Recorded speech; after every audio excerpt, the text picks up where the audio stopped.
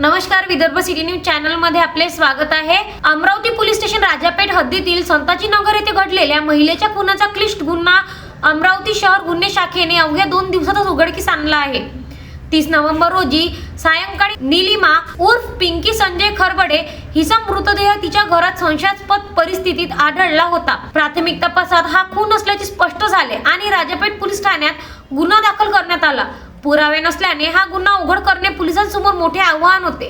Police निरीक्षक संदीप चव्हाण यांच्या नेतृत्वाखाली गुन्हे शाखेच्या पथकाने सखोल तपास, गुप्त बातमीदार आणि कौशल्यपूर्ण माहिती संकलनातून आरोपीचा शोध लावला। पथकाने आरोपी नितीन सुरेश इंगोले वय 32 राहणार अशोक कॉलनी मोर्शी रोड याला ताब्यात घेऊन चौकशी केली असता त्याने गुन्ह्याची कबुली दिली।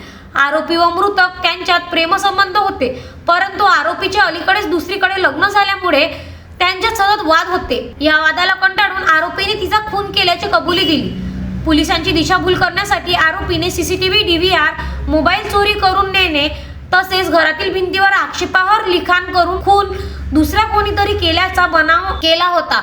या प्रकरणाचा तपास पोलीस आयुक्त अरविंद चावरिया यांच्या मार्गदर्शनाखाली पोलीस निरीक्षक संदीप चव्हाण यांच्या नेतृत्वात गुन्हे शाखेच्या पथकाने केला। Vidarbha city news Amravati.